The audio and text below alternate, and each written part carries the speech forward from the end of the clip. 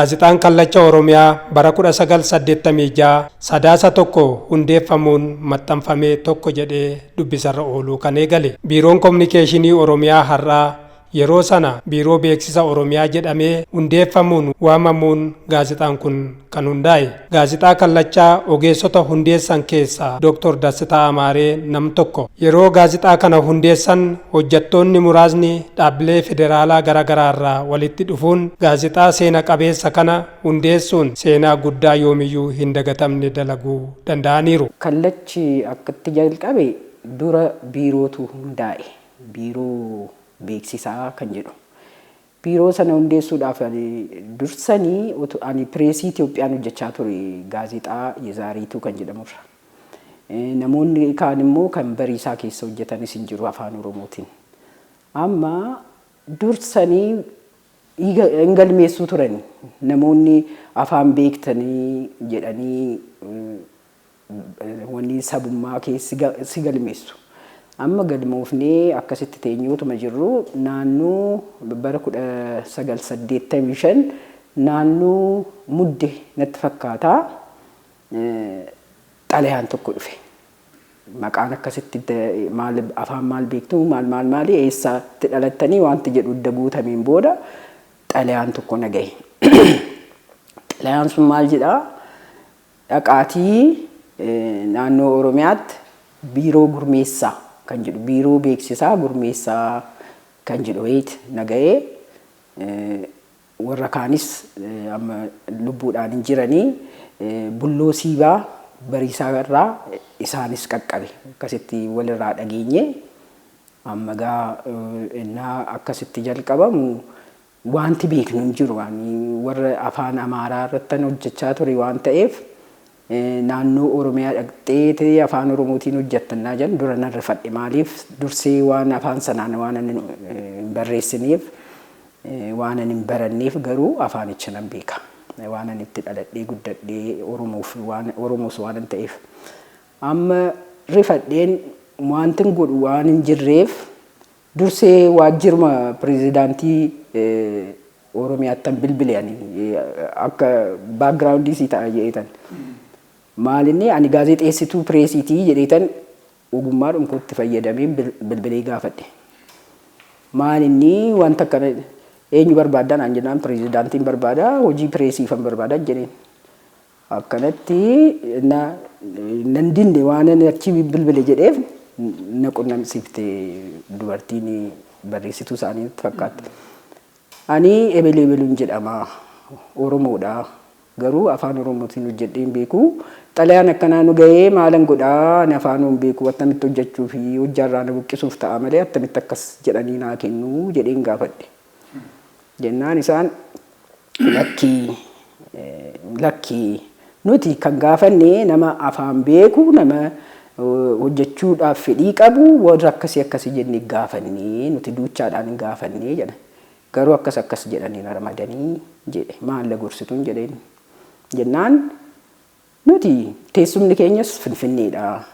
Fagaattee deemtu maatii qabaachuu dandeessaa. Yoo afaan kana immoo hin beeku yoo jettee al tokko naannootti si ramadaniiru gara biraasii fageessuu danda'u itti yaadinaan jedhan.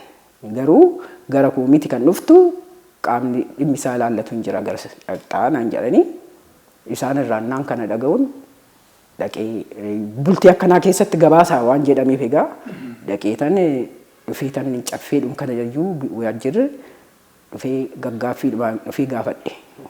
Obbo Warquu Dachaasaa fa'aa ture biiroo sana. Gurmee warri itti gaafatamaan biiroo Obbo Warquu Dachaasaa turan. Hundeessitoota biirichaati.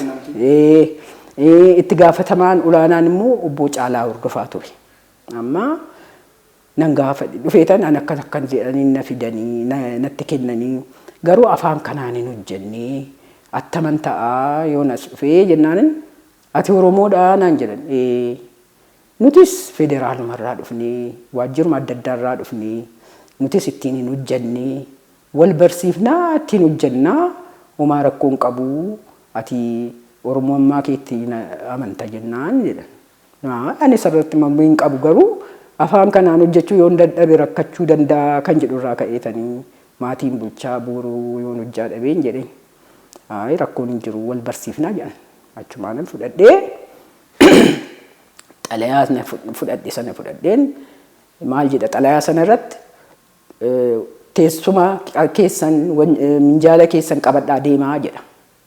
Asuma biiroo raayyuu gara biiroo gara Oromiyaa kanatti minjaalaa fi teessuma barcuma keessan qabadhaa dhaqaa kan jedhudha. Deebi'ee tan dhaqee gabaa seeraa barcumaaf wanniin kun afaa kennamuun jedheen dajjaraan. Jennaan naa kennanii feesiseen dhufe. Biiroo dhufnee ammannaa dhufnu eenyu dhufee pireesii kanarraa hojii maxxansaarraa warri dhufne anaa fi obbo Bulloo Siibaati. Tasfaayee Aagaa duraa dhuftuu walumaanaa dhufnu yaadadhu garuu Tasfaayee Aagaalleen turte bariisaa keessa. Nuti sadii amma warra reediyoo irraa immoo wanni fa'aatu turee jiru. Shuumee Taaddasee, Fayyisaa Yaadasaa, televezyiinii irraa obbo Tamasgeen Gammadaa warra kana dhufee jiru. Gaazexaan hundeessuudhaaf. Gaazexaa duwwaa miti biiroo beeksisaa. Biiroo beeksisaa maxxansas ta'ee sagalee warra televezyiiniis hunduma raayyi kan dhufne. Amma dhufnee haala sanaan asitti bakka hojii jalqabuudha wal mari'achuu ta'ee nuti maal hojjannaa gaazexaa irratti waan akkana kan keenya pireesii kana obbo Bullootu gaggeessa. Maaliif isaantu muuxannoo bal'aa qaba. Ani afaan Amaaraa irratti hojjechaa ture. Isaan immoo bariisaa irratti afaan Oromootiin hojjetaa turan. Achiin booda bakka gurmeessuutti teenye egaa.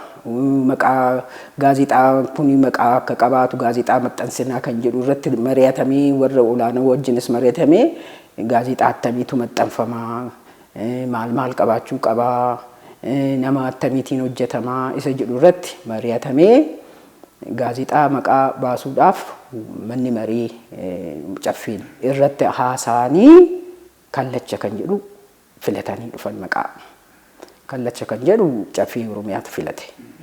Haala sanaan maqaan sun dhufee nama immoo irratti mindeessuu barbaachisa. Maaliif namni dhufe sunni guutuu isaa hojjechuu hin danda'u. Gaazexaa hojjechuudhaaf immoo baakloogii si barbaachisa. Yoo xinnaate kan ji'a 3 qabaachuu qabda. Nuti muuxannoo achi pireesiidhaa qabnurraa kan ka'e barreeffama adda addaa qopheessuudhaaf nama barbaachisa jedhamee namas itti qacaruun jalqabame ijoolleen qacaramte. Beeksifni bahee waamamanii yoo xinnaate ijoollee BA qabdu. Ijoollee akkasii qacarree warra afaaniin eebbifaman. Innaa sanagaa amma lubbuudhaan hin jiru biyyoon itti salphattu Geetaahun Badhaanii fa'aa ture jechaadha. Warra qacaraman Mahammed namni jedhamu tokkos hin jira. Ijoolleen adda addaatti qacaramanii warra bariisaa keessa ture keessaa immoo proofriidingiidhaaf waan hundaaf jechaan kutaan proofriidingiin barbaachisa nama gaazexeessaan hojjetee wanti qulqulleessu qulqullina isaa eeguudhaaf raabsaa isaa tolchuudhaaf beeksisa hojjechuudhaaf waan kana hundumaaf ijoolleen qacaramanii loobiidhaan immoo nama Asaayyee Baqqalaa jedhamu bariisaa irraa fichisiifne obbo Bulloon beeku wajjin hojjetu waan tureef isas gaafatanii fidanii asitti qacaramanii idda qopheeffanneen booda qaxarriin kun immoo as duwwaatti hin dhaabbanne godinaalee Oromiyaa yeroo sana ture hundarratti gadi buufne riippoortara tokko aanaa godina irratti qaxaraman. Asitti immoo raabsaan tokko. Raabsaan kun mana maxxansaatti hojii isaa hordofee innaa xumurame godinatti erga konkolaataa ramadamii fi atoobistaraa geesseet ergaa isaafillee ijoollee gargaartuu wajjin nama gaazexaa gurguru hundumaa qaxaranii hojiin godina irratti ijoolleedhuma riippoortara jedhamte kanatu raabsas. Gaazexaan Kallacha Oromiyaa bara kanarraa kaasee dhimmoota siyaas dinagdee fi hawaasummaa akkasumas aadaa uummata Oromoo golee Oromiyaa keessa jiru kallattii hundarra deemuun qoratee baasee maxxansuun uummata biraan gahaa ture har'asitti jira. Muuxannoowwan uummanni barumsa gaarii irraa argachuu danda'u akkasumas bohaartilee nama bohaarsaa barsiisanii fi ispoortii qabachuun torbanitti haal tokko guyyaa kamisaa maxxanfamuun dubbisarra oolaa jira. Fuulli inni fuulduraa oduudha. Fuulli inni taanee jiru gartokkeen tokko ijoo dubbiidha. Isa ijjannoo mootummaa achirratti wanni jedha. Isa ijjannoo mootummaa kana namni hubannoo isaa qabutu torbaan sana keessa wanti irratti xiyyeeffatamu ilaalameeti kan barreeffamu. Yeroo baay'ee qopheessaa gaazexaa sanaatu hojjeta kana. Yookiin immoo gareedhaanis hojjechuun hin danda'ama. Yaada walii burqisiisuun fi ragaa walitti qabuun hin danda'ama. Isa irratti hundaa'ee isatu abbaa qopheessaa sanatu obbo Bulloodhumatu ijoo dubbii sana barreessaa. Kan akka kootii namni hundumtuu fuulli kennamee fuula cimmisaa kan jedhamu jira waan adda addaa asii garasii kan walitti fiddee hojjettu bashannansiisaa ta'uu danda'a barsiisaa ta'uu danda'a. Fuulli aadaa hin jira. Fuulli misoomaa hin jira, fuulli aafiyaa jedhullee hin jira, waa'ee fayyaa kan irratti qophaa'u, fuulli ispoortii hin jira. Abbaan irra jiru sun itti gaafatamummaa qaba. Oduu ta'uu danda'a, artikila ta'uu danda'a. Barreessee kan fide sana qulqulleessee fixateet editingii isaa jechaadha. Ofumaa qopheessee barreessee ofii isaatii immoo qulqulleessuu waan hin dandeenyeef namni piruufii godhu mucaa Tsaggaayee Badhaasaa jedhamu tokko ture, Asaayyeen illee ture. Isaan Tsaggaayeenis jalqabuma isin wajjin ture. Nama haaraa qaxarame bakka warra qaxaraman keessaa Tsaggaayee Badhaasaa tokko. Inni qubee sirriitti danda'a.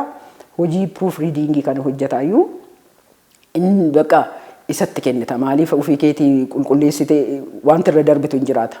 Ofii keetii hojjettee qopheessitee fixxeetti abbaan fuula sanaa proofriidariitti kennaa. Proofriidariin immoo akkaataatti hojjetame sanaan sirrii ta'uusaa qubeessaa sirreessee wanni jedha.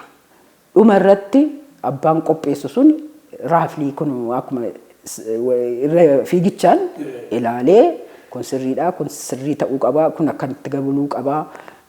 Kaameeraamaanis qabnaa, istuudiyoos qabnaa. Footoon isaallee akka dadhabaa hin taane kun ilaalamee footoon asitti galuu kun asaa taa'uu kan jedhu abbaadhum gaazexaa qopheessu sanatu amma waan hundumaa irra naannee ilaala. Malee abbaan fuulli itti kenname hundumtuu itti gaafatamummaa qaba. Seenaa ogbarruu Oromoo keessatti gaazexaan afaan Oromoon maxxanfamuun tajaajila kennuu eegale kan jalqabaa gaazexaa Bariisaati. Haa ta'u malee yeroo sana qubee har'a afaan Oromoo dhimma itti baanu kanatti tajaajilamuu waan hin danda'amneef qubee saabaatiin maxxanfamaa kan ture.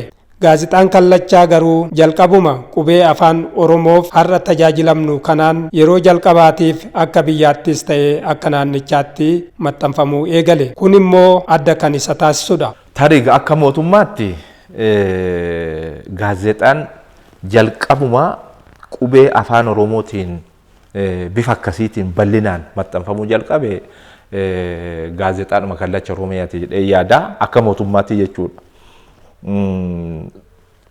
Gaazexaan Bariisaa afaan qubee saabaatiin duraan kan maxxanfamuu jalqabe bara 1960moota gara xumuraatti. Inni kun garuu caasaan mootummaan naannoo Oromiyaa caasasaa akkuma diriirfateen biiroo beeksisaa hundeesse siin jedheera. Biiroon beeksisaa immoo qajeelchota 4 of jalatti gurmeesseeti kan inni yeroo sana biiroo ta'ee hundeeffame. Tokko qajeelcha Fireesii jedhama. Qajeelcha Fireesii kana jalatti immoo gaazexaa Kallacha Oromiyaa hundeessee jechaadha. Gaazexaa Kallacha Oromiyaa yeroo dhuma hundeessu afaan hojii mootummaa naannoo Oromiyaa afaan Oromoo waan ta'eef qubeen ittiin afaan Oromoo barreeffamus qubee mataasaa kan qubee laatinii kana madaffatee qubeen kun afaan Oromootiin barreessuudhaaf mijataa ta'e waan argameef mootummaan yeroo sanatti akkaataa sanaan murteessee gaazexaan Kallachaas qubee afaan Oromootiin maxxanfamuu jalqabee jechuudha. Hundeessuu gaazexaa kanarratti bu'ii bayii bal'aan jiraatullee hojjettoonni fedhii uummatichi qabu guutuuf quuqamaa fi kaka'umsa guutuun hojjechuu irratti wal faana waan socho'aa turaniif milkaa'uu danda'uu isaanii odeeffanne. Obbo Bulloon kun nama baay'ee of kennee hojjetu. Sabbatan jedhanii, qidaameen jedhanii, galgalan jedhanii, ganaman jedhanii manni isaanii illee fagoodha. Amma sa'aatii 12tti taa'anii hojjetu. Hojii isaan barii isaa irrattis yeroo dheeraa hojjetan. Akka hojii leenjisuus raawwatame jechaadha. Ijoollee qacaramte kan akkatti gaazexaan dubbifamu, akkatti editii gootee iddoo attamitti akka keessu akka qabu ofiisaatiif akka waan qabuuf kana akka leenjisuuttis ijoollee kana leenjisanii duukaa bu'anii qopheessuu ajajuu ati dhaqee hojjedhu ati kana bitaa wanni jedhi duwwaa otoo hin ta'in wajjin hojjechaati gaa wajjin hojjechaati raabsuun kun illee hojii baay'ee cimaa ture nama rakkisaa namni si harkaan fuudhu halkan baatee dhaabatta qorra keessaa warra egaa dura wanniidha warra atoobistaaraa kana wajjinis walii galteen godhameeti irra deemamee gaazexaa kana meeqaan asiin nu geessu waan akka kaffaltiin hin kaffalamaa akkasitti walii galteen godhameeti warra naannoo atoobisii kana gaggeessuu wajjinis lammaffaa hojiidhuma saanaayuu akka qulqullaa'ee hojjetamu gochuudhaaf tokkoffaa ijoolleedhuma afaan sirriitti dandeessu barreessuu dandeessu kun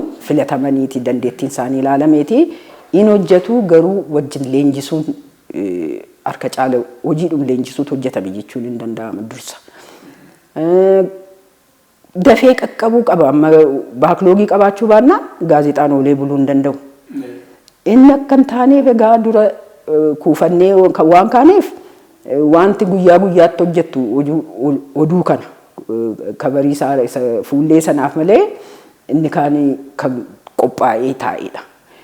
Dizaayinii isaa kana immoo akka ammaa kana waan kompiitara irratti hojjettu waraqanni jira waraqanni isaaf jedhee biraannaa salaamirraa bitnaa taa'aniiti ofuma akka dizaayinariitti isaan hojjetu obbo Bulloon kun hin hojjetu haala sanaan galchita. Dura immoo laqamaasa jedhamuun hojjetama kun qubee kana guurteeti sibiilaan kun akkanatti waranxoodha waan akkanatti qabamtee wanni jecha tokko kan ijaartu qubee adda addaa walitti qabdeeti achirraa dubbiftee kun ijallee nama jaamsuu kan danda'u wayiiti waan hamaadha.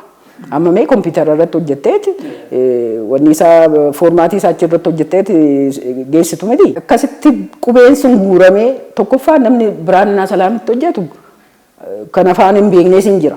Qubeessi jalaan caasuu danda'a. Qubeen sun dhaqee lakkaa'amee ilaalamee dubbifamee hidhamee kirriidhaan hidhamana. Wanni isaatu dizaayinii kirriidhaan hidhameeti achiin booda footokoppii ka'a.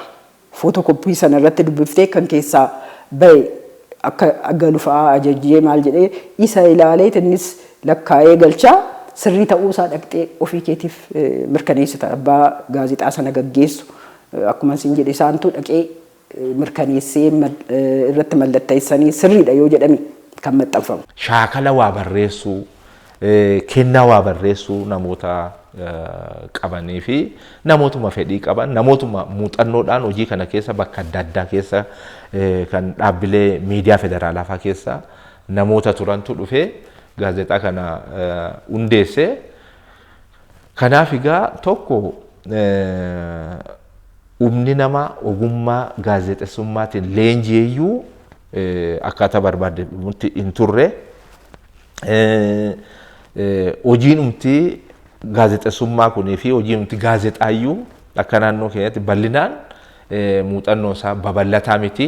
Gaazexaan kun afaan kanaan maxxanfamuunsaa guddina afaan Oromoo aadaa fi duudhaa uummatichaa guddisuu fi dagaagsuu keessatti gumaacha guddaa godheera. Gaazexaa kanaan namni dhimmi isaa achirra jiru hundumtuu hin dubbisa. Hin dubbisaa beeksisa illee haa ta'u hin dubbisaa afaan sanaan waa dubbisuun akka danda'u gumaacheera. Ijoolleen irratti illee qorannoo adda addaa hojjetan hin jiru. Digirii tokkoffaadhaaf digirii lammaffaadhaaf itti fayyadama afaanii maaloo jedhanii ijoolleen barreessanii qopheessan hin jiru.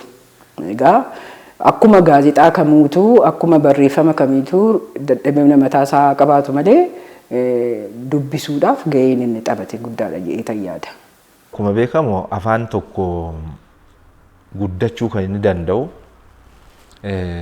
afaan baratame, afaan idilaa kan inni ta'uu danda'u galmee jechoota qabaateedha. Galmeen jechoota ittiin barreeffameedha. Kitaabban adda addaa ittiin barreeffamanidha. Barruuleen adda addaa ittiin maxxanfamedha. Afaan miidiyaa yoo ta'edha. Gaazexoonni ittiin maxxanfamanidha. Kanaaf gaazexaan Kallacha Oromiyaa waggoota 32 darban kanaaf jechuudha. Guddina afaan Oromoo keessatti gahee bakka bu'iinsa hin qabne taphateera. Gumaata guddaa gumaacheera jennee yaadna. Afaan Oromoo afaan miidiyaa akka ta'u taasisuu keessatti gaheen inni qabu salphaa miti. Aadaan dubbisuu uummataa akka inni guddisu taasisuu keessatti gaheen gaazexaan kun taphate akka salphaatti kan ilaalamu miti. Guddina aadaa Oromoo ilaalchisee baroota kana hunduma keessatti dhimmoota aadaa Oromoo kana mata duree tokko godhatee yeroo hunduma irratti barreessa. Gaazexaa Kallacha Oromiyaa gaafa inni jalqabame kaasee hanga ammaatti qabeentaawwan utuu hin jijjiiramiin keessa jiraataa as gahan keessa tokko fuula aadaati. Fuula aadaa kanarratti aadaawwan, afoolawwan, duudhaaleen Oromoo aadaa isaa keessatti akkaataa inni jiruuf jireenya isaa aadaan ibsan kun hundumti isaanii jechuu dandeessaa kan addana keessatti dhufee gaazexaa kana keessatti kan hin tuqamin jira yaaduun baay'eetti tuqame. Egaa kan hin tuqamin jiran haadhuma isaa barreeffamee dhumeera, qoratamee dhumeera jechuuf utuu hin ta'in garuu waggaatti amma 52 maxxanfama gaazexaan kun amma yeroo ammaa kana dhimmumtaa aadaa fuula aadaa irratti artikilii yookiin barreeffama 52 ba'achaadha. Kun aadaa godinaalee Oromiyaa keessaa rogaalee Oromiyaa keessaa uummanni kun qabu kana gara gaazexaa kanatti dhufee kan inni aadaa naannoo tokko jiru inni kaan akka inni baru, afoolli naannoo tokko jiru inni kaan akka inni baru, afoolawwan jechaan dubbatamaa har'a gahan kun gara barreeffamaatti dhufanii afoolawwan Oromoo gaazexaa kanarratti ba'an ammatu lakkoofne ammasiin qaban jechuudha. Isaan kun akka madda qo'annoo fi qorannoo isaanii aadaawwan sadarkaa adda addaatti qorataman mataan isaanii. Hojiileen aadaa Oromoo irratti hojiileen qo'annoo fi qorannoo qaamota adda addaatiin nama dhuunfaan haa ta'u warra dhaabbilee mootummaa akka biiroo aadaa fi turizimii Oromiyaa jechuudha. Dhaabbilee barnootaa olaanaa jechuudha. Hojii qo'annoo fi qorannoo aadaa irratti geggeeffaman kun hundi isaanii uummanni akka ittiin beekuuf gaazexaa kanarratti gara uummata bira akka isaan ga'an taasifamaa turedha jechuudha. Kanaaf guddina aadaa Oromoo keessatti shoorri gaazexaan kun taphate akka salphaatti kan ilaalamu miti. Guddina afaan Oromoo keessattis bu'aan inni buusee guddaadha jennee fudhanna.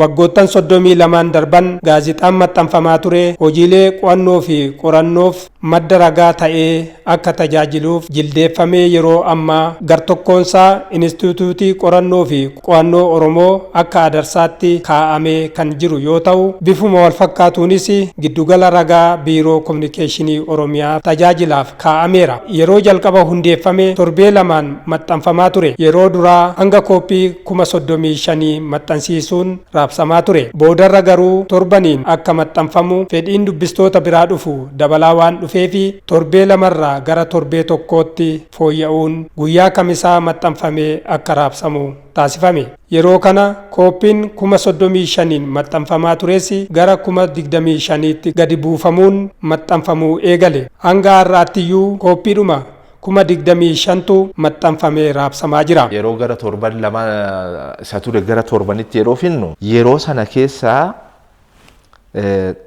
namoonni amma beeksifni tajaajila beeksisaa kan kennu caalmaatti amma naannoo Oromiyaa keessatti gaazexaa kallachaa kanadha. Kanaaf beeksifni al tokkotti nu kuusnee maxxansinu beeksisumtu uummataa mataansaa gara 900 gara 1,000 ta'a al tokkotti jechuudha. Kanaafuu uummanni sana abbaan dhimmaa sana eeggachuun iyyuu rakkoo tokko ture jechaadha.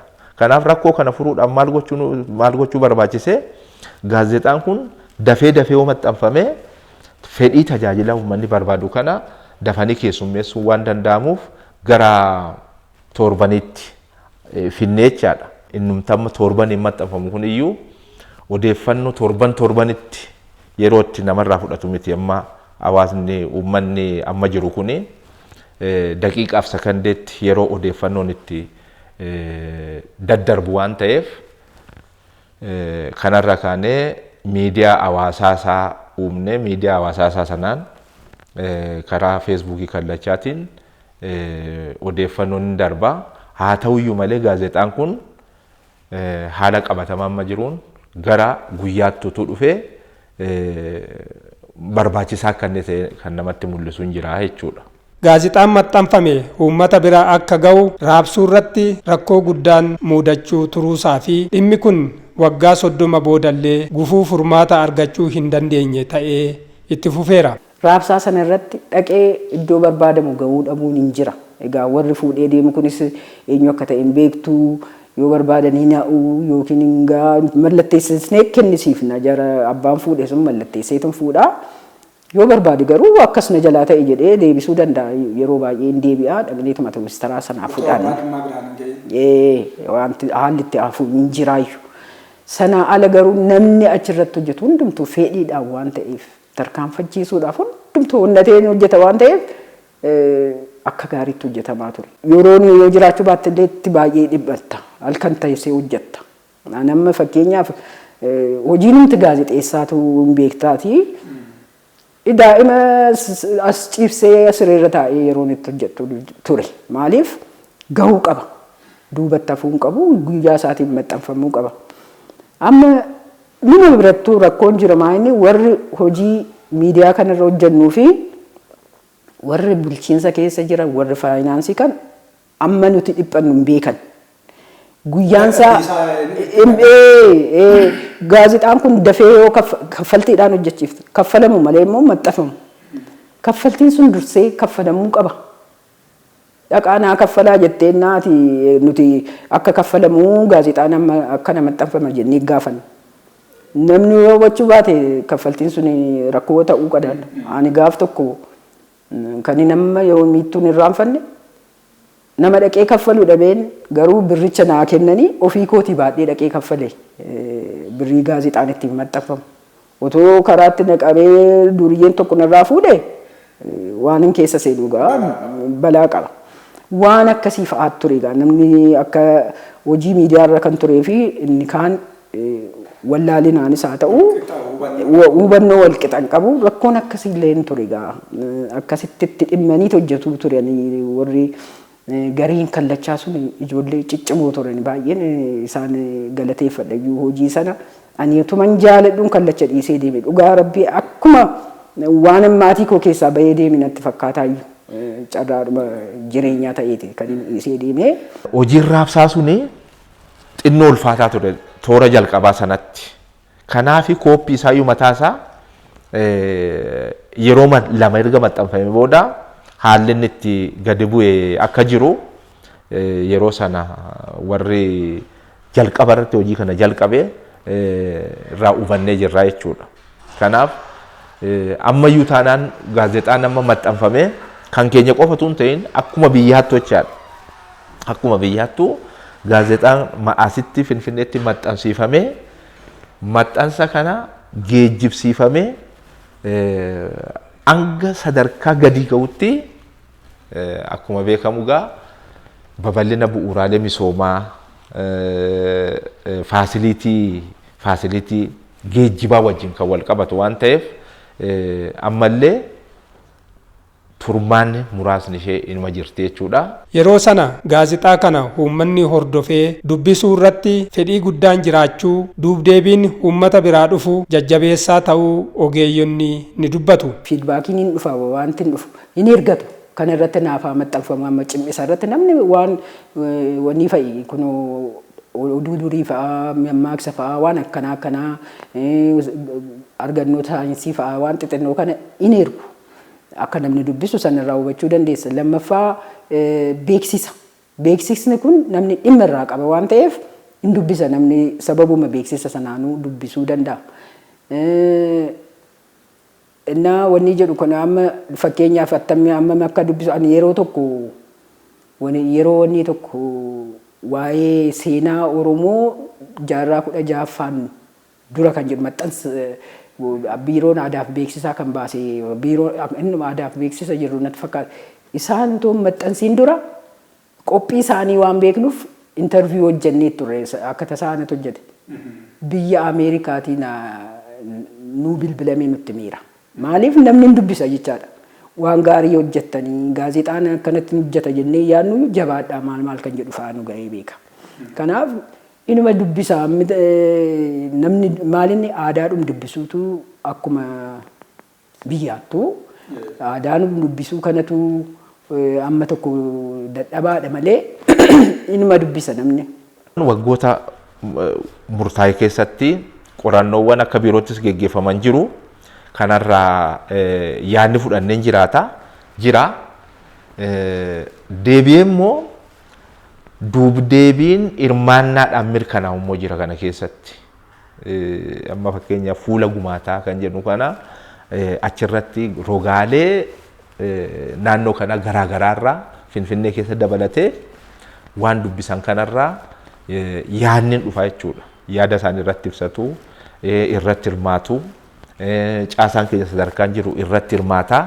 Kana jechaan waltajjii dubbistoonni yaada isaanii irratti ibsatan hirmaannaa isaanii irratti mul'atu. Hojiin uuminsa isaanii immoo ergatanii waan tokko irratti baafatan. Hojiin uuminsa irratti shaakalamu.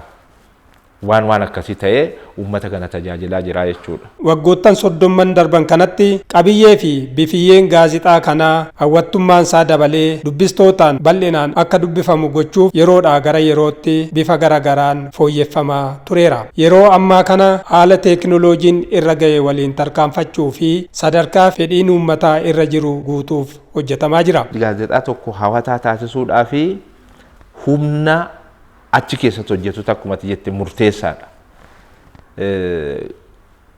Waan barreessuudhaaf fedhii qabde qofatu hin ta'in hojii waa kalaquu, kennaa barreessuu qabaachuu humna akkasii kana adeemsaan gara gaazexaa kanatti fiduu isa keessa jiru immoo yeroo yerootti leenjii ogummaa kan inni argatu gochuun murteessaadha.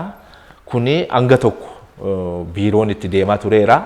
Fedhii yeroo yerootti fi guddina hawaasaa wajjin deemuudhaaf yeroo hundumaa kan itti fufuu qabuu fi namnis haaromaa haala teekinooloojii haala ogummaa jabanaa wajjin of haaressaa cimaa of guddisaa deemuutu irra jiraata jechuudha. Kallacha jechaan hojii muummee wanni kun waajjirri kun hojjechuu qabudha. Maaliif bakka hundumaa gaa otoo geessisuu hin danda'ame waan baay'ee achirratti maxxanfamuu danda'a. Wanti Oromoo jedhu achirratti maxxanfamaan immoo hin dubbifamaa kan jedhuun qabaa.